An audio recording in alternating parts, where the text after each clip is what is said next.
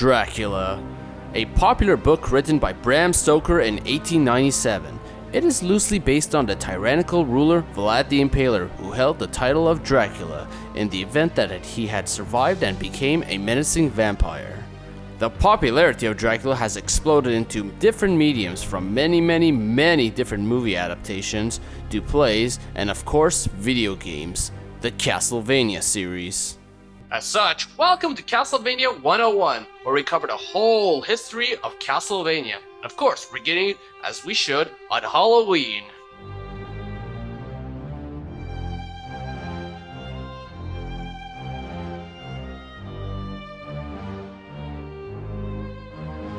Many of you are familiar with only one version of Castlevania 1, and that's on the NES. However, did you know there's actually two other versions as well? Much as how Konami is nowadays just trying to make as much money as it can with these travesties, Konami was out to really push the Castlevania series back then. In the 80s, there were many different types of games out there, but horror was a rare one, and as such, it might have been seen as an untapped goldmine, and possibly in Konami's case, why make one when you can make two under the same story? Where's the third? We'll get to that later. For now, we'll get to Castlevania 1 on the NES. The story of Castlevania 1 is about a man named Simon Belmont. Much like his ancestors, he sets out to Dracula's castle in order to defeat him after he emerges every 100 years, where he starts his reign of terror amongst the people. Well, it's time for us to whip us some Dracula. Let's hope he doesn't like it.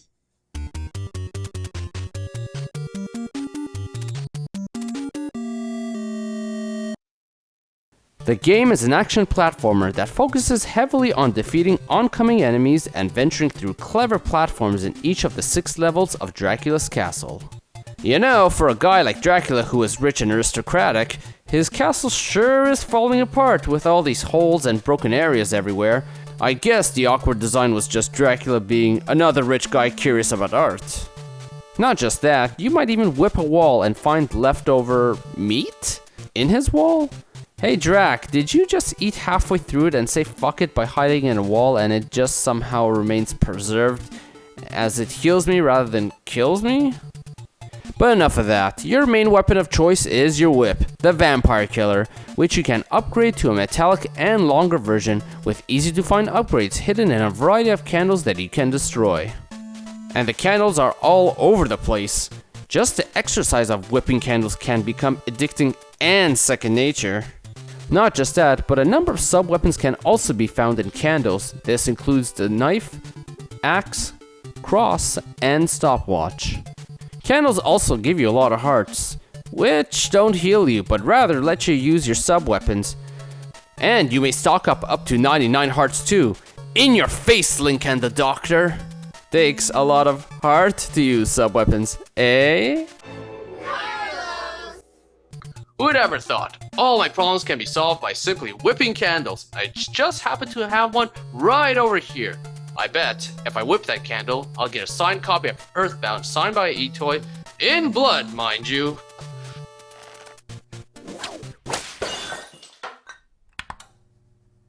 Okay, that wasn't very smart of me. My only source of lighting is gone now, and I didn't get a copy of Earthbound. Why do I smell smoke? Anyways, the game is fantastic. It runs you through a variety of stages that look amazing, even in 8-bit, as it captures that horror essence with just pixels and the right artwork and coloring. In fact, just look at the enemies here. You got ghouls, you got the mummies, Medusa, Frankenstein's monster, and of course Dracula himself. This thing is pretty much a homage to classic horror films, but in video game form, as even the title screen is shaped like a film reel. To further the mood, a huge staple to not just this game, but much of the series is its music. It just adds so much to the atmosphere with the strong and somber music. It really feels like a driving force to your action platforming. You can whip an enemy to the song Vampire Killer, and it just feels so satisfying. Easily some of the best music in gaming. But this game is brutal hard. You ever heard of Nintendo Hard? Well, this game is a prime example of it. Enemies sometimes come in hard to follow patterns, such as axe armors, where they may throw their axes either up or below you, and you may not be prepared to dodge it as it happens randomly in the middle of your attack sometimes, or sometimes you may just be swarmed with a variety of enemies, or while trying to platform but trying to dodge enemies at the same time, and of course, fucking Medusa heads. Medusa heads are some of the worst enemies in the series. They swivel up and down and don't stop coming either. Kill one, and they keep swarming.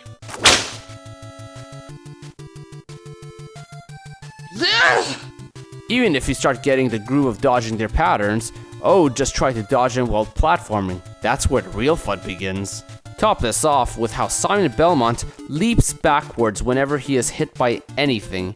You may be safely on a platform, but get hit and you may fall to a terrible and literally senseless death.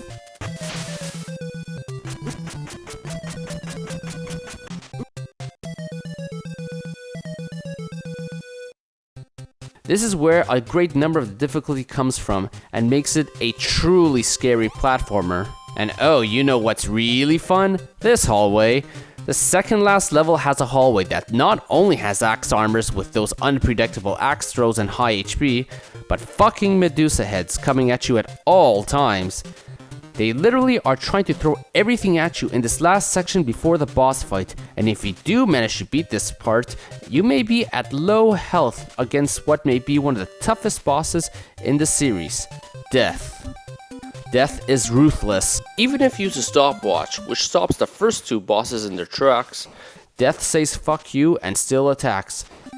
His scythes are the main problem that leads to a quick death, and you gotta start this whole hall again and again and again before game over, and you gotta start that level all over again. Ha! Finally defeated Death in your face. Wait, what's this? No!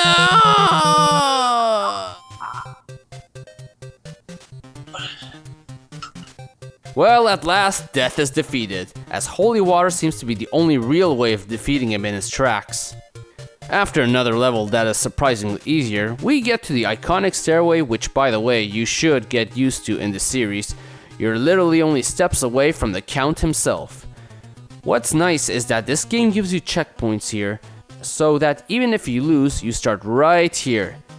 And better yet, is that they give you all the sub-weapons to choose from. What I really appreciate about this series is how it sets up a really nice atmosphere. Like here, we have this nice staircase that leads to the top, this moon in the background, and a full inventory you could choose from, and of course, for it to all lead to this one final battle with the head of this castle, Dracula. The Dracula fight is no easy fight, especially if you haven't played this game before. His fireballs require timing and pattern to dodge properly, and you can only hit him in the face. I mean, have you ever loved how he looked so much that if you got hit in the face with a simple leather whip that you would start physically dying? After you knock his head off, comes his final form, which appears to be a dragon-like beast. Well, I do think it's a clever way they went about it, as Dracula does mean son of dragon. What I find strange about this form is that it is easier. If you use holy water, you can keep him on the ground while repeatedly hitting his face. And even without holy water, you just have to move back a bit while hitting his face and occasionally dodging his easy to dodge flames now. Well, either ways, you beat the game! As you bask in the sun, watching Dracula's castle crumble like your hopes and dreams, you are presented to a lovely set of fake credits. Directed by Trans Fisher. Way to be a dick, Konami. You couldn't list this person's name, and instead just brought up how this person is a Fisher and trans. All in all, this was a very fantastic experience. Sure, it may be challenging, but it is doable, and in many ways is trial and error. Combine the doable difficulty with its amazing level design, music, and style, and you got an amazing start to a series. That was the amazing Castlevania 1. However, there was another version of this game being developed around the same time by Konami. This game being released only a month later, called Vampire Killer. Vampire Killer was released on the MSX. For those of you that don't know what the MSX was, it was a home computer and a video game console, much like the Commodore 64. And it got games like Metal Gear on it. And even got Vampire Killer right over here. As such, we're playing this on keyboard, as it should be. And also because I don't have an MSX. Here we go, Vampire Killer. You'd think this would be just a port of Castlevania for the NES, but nope, this is far, far, far different. Like the NES game, it starts you off in a similar entrance, but going just a little bit further is when you see that the map has multiple different directions to go through. And it's a maze! Well, ladies and gentlemen, this is the very first Metroidvania-styled Castlevania game. The way it works here is that there are tons and tons of keys scattered all around. You can gather them and open up the treasure chests. What's in them? Just items that I have no idea what they do. Like, what's this do? What about this? Hey, is this a cross? It just went missing. Okay, looks like I'm just gonna have to pull up a guide and read what these do. Another new item, gotta look this one up too. The problem here is that there are too many items thrown at you, and without the original manual, it can get very confusing to remember what item's what. At least this shield on Simon is pretty cool. However, enemies just don't stop spawning. They keep coming at you. It's not just the ghouls, but everything keeps respawning. Simple bats, which were no trouble before, are tiring now. I want to make a simple jump here and get to a treasure chest, but this stupid bat keeps respawning. It basically feels like an endurance test. And look at this dog here. He doesn't move, but as soon as I get close enough to hit it, I don't have time as it instantly lunges at me. What's worse is how terrible the hitbox on the whip is. You remember how nice and easy it was to hit an enemy while remaining a challenging game on the NES? Well, you better have accurate aim here, cause you may not be hitting shit otherwise. Like, these bats are pain enough to hit. You aim while standing, it may be too low. You aim while crouching, it may be too high. Even hitting a candle feels tedious with this whip accuracy. There goes what made the last game fun. What's worse is how pointless candles feel now. Unlike the original, which gave you whip upgrades and weapons commonly, this game is super stingy with them. I rarely get them at all. Top that off with how I'm playing Castlevania on a keyboard right here to make it all that much difficult. Well, I guess I was bound to die here at some point. Well, let's try again.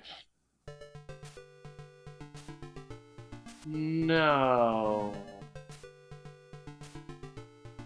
All those items and treasure chests I got, gone. It's as if I did nothing at all. I mean, it's too cruel. I mean, the original, sure, you lost your sub-weapons and hearts, but there's so many treasures and items in this game. This is just way too cruel. Well, here's the door to the next area, and I can't get through. Why can't I get through? Do I, need to open all these chests or something?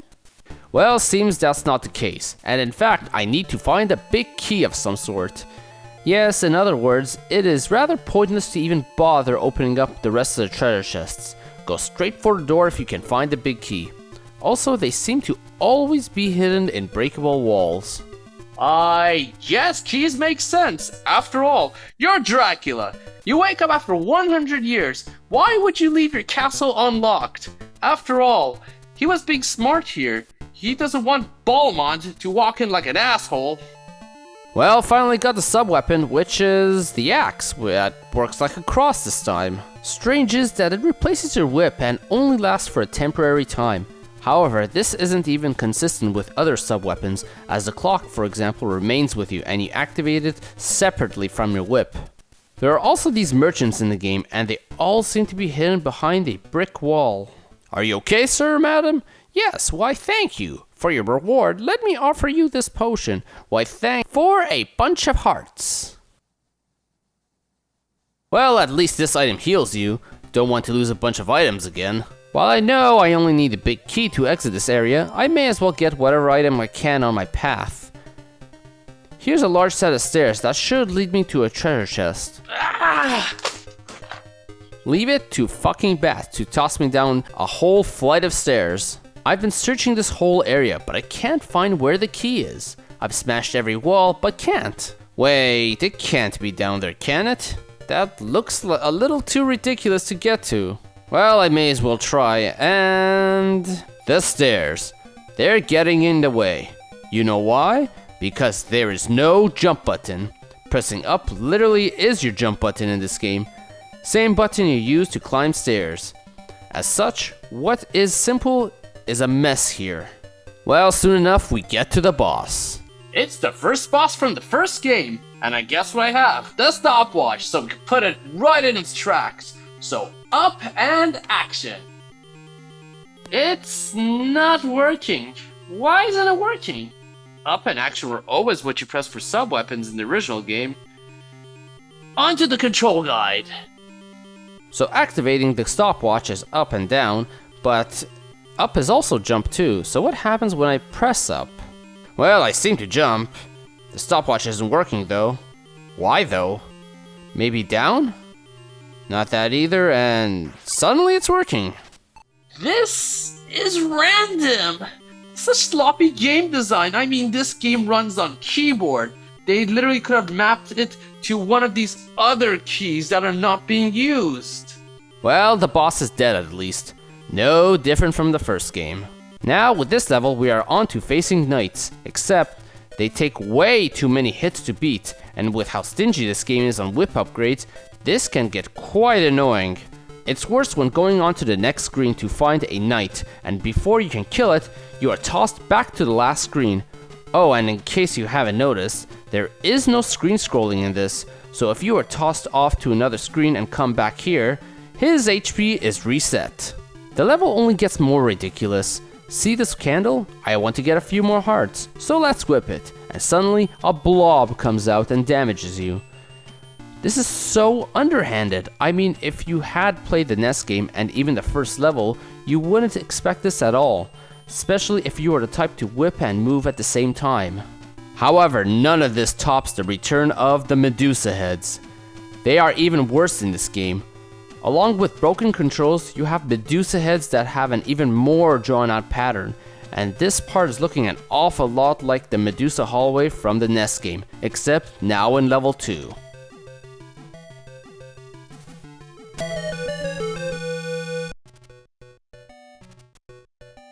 Well, there go all my lives. I guess I'll try the whole level all over again. Wait. No, don't tell me that. It has no continues.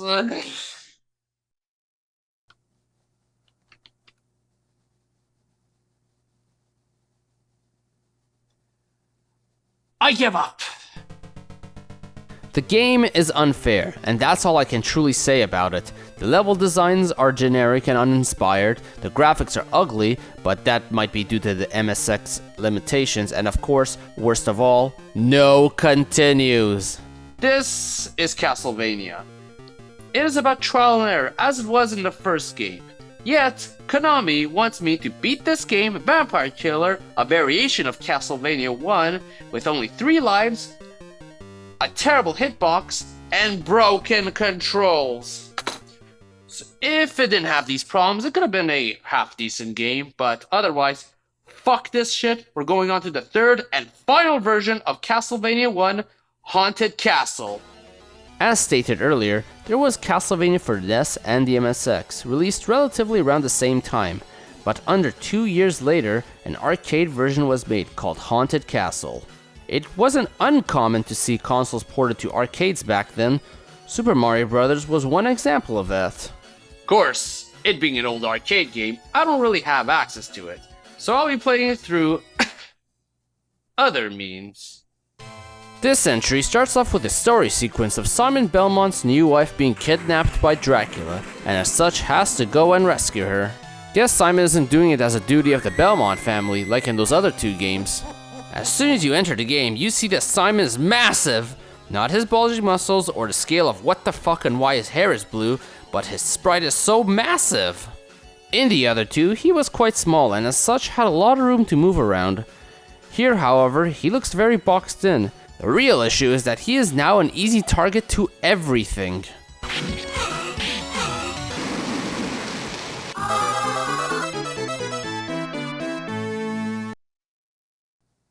I haven't even been playing for 5 minutes, and I died.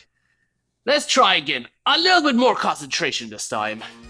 Good thing is, since I'm playing it like this, I can throw in all the coins I want, so I can just keep coming back to life. The game's difficulty has nothing on me here. Well, as stated before, due to Simon's size and the small scope of the screen, it does make it tough to dodge. Good thing is that these skeletons are easy enough to kill. However, just like Vampire Killer, the bats in this game are insane, but now even worse. Basically, take your bat and merge it with a Medusa head. That's what you get. So, the commonality of a bat with the movement of a Medusa head. This game is not screwing around. Making it tougher here again is Simon's size, as hitting such a small target is tougher too. Let alone with how short my whip is, the game is also very stingy about giving you whip upgrades.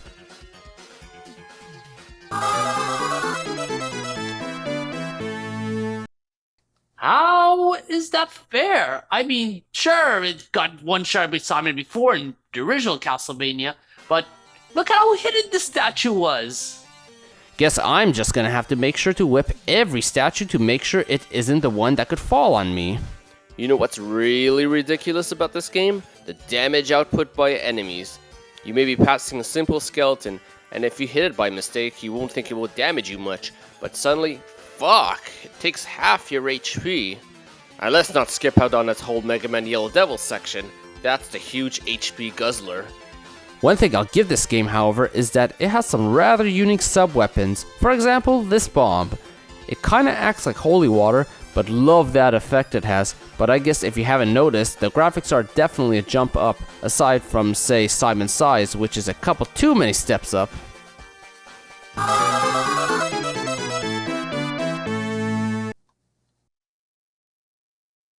Huh? Why can't I continue? I mean, I put in all those fake coins, you'd think I'd be able to continue. I mean, I could have used those fake coins to play a redundant version of Street Fighter 2. Are they seriously not allowing me to continue even with all those coins in it? Oh god. I gotta start this all over again, don't I? Even with all the coins and its difficulties, they still want you to play with only 3 lives and no continues. Well, screw this! I'm gonna cheat with save states. So considering all of the above, the difficulty, Simon's size, no continues, this is officially a game of survival. And we're back. The biggest issue I have with doing a save state here is that it requires 2 buttons. One to select the save state, the other to select what slot. However, by doing this, I'm open to being able to be straight up attacked because I don't know how to exactly pause in this game because it's an arcade game and all. So we're on the second level. Looks like complete puke. Like seriously, you had 16-bit graphics at your disposal and this is the best background you could come up with? Well anyways, just more skeletons and what the fuck? Okay. This is Castlevania. So trial and error. Trial and error. Here's another hit and jump over. Duck? Step back. There you go. Just took 4 tries in this broken game. Oh look, platforms, cause for a Castlevania game, it has sure been lacking them. Even though these aren't any real challenge anyways. And here's a boulder. Dodge. Wait, how did that hit me? I clearly dodged it. You can see it didn't even touch Simon at all. Yep, the hit detection is shit in this game too. While a lot of things are hard to kill, what's so inconsistent is how you might come up to an enemy like this and kill it with ease, making you think you are suddenly back on the NES. Well, even the NES games had harder enemies than this. But then suddenly you go up just a little bit and you're up against these sand creatures, which when you whip, they split, but trying to kill one of them will have the other ram into you, as that one apparently can take a lot more hits.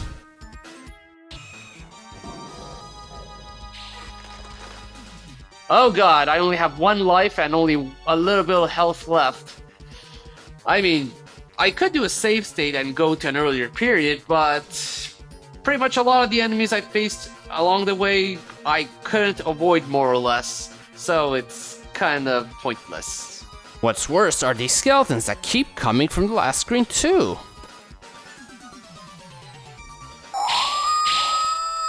Huh? What just happened? I'm not taking any more damage for some reason. It's finally happened. I've been playing games for a very long time.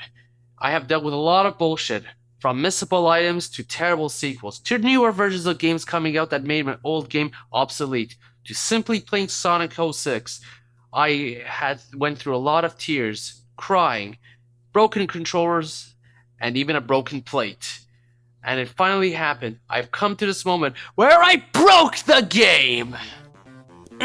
Obsessive Gamer 1, Konami, well, letting go of Kojima may already put you guys into enough negatives for that to even matter at this point. And the boss is defeated. Alright, now to make a small save state.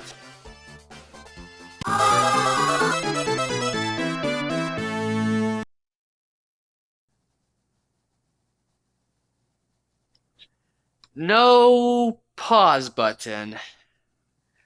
I mean, as I stated before, I require 2 buttons on this keyboard to do a proper save state. However, by having no pause button, I'm vulnerable. And unlike the NES game, my HP doesn't fully heal after a boss fight, so I was here with only 1 HP, and I got killed while trying to do a save state because I couldn't press the pause button. And sure, I can go back to the old save state, but I don't know how to trigger that glitch again.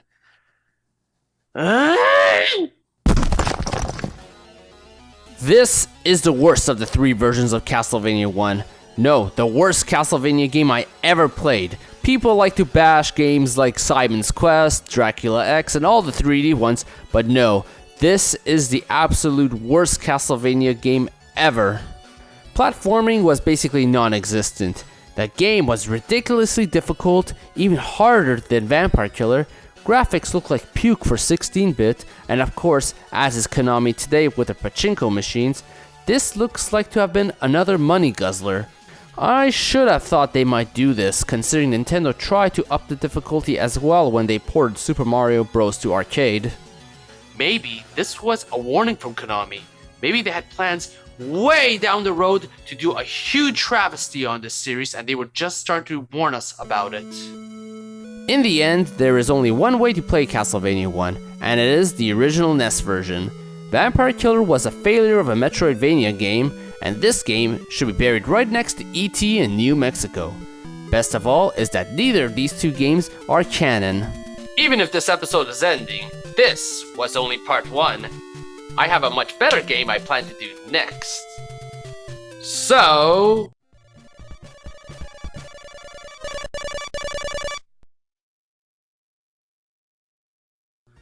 catch part 2 of Castlevania 101, where we cover Castlevania 2 and Castlevania 3. So everyone, have yourselves a happy Halloween. Hey guys, thank you for watching The Obsessive Gamer. You see that little button over there? You know, that one that says subscribe on it? Click it. You know, click it. Click it now, for I've got Castlevania Part 2 as scheduled. So everyone, thank you for watching.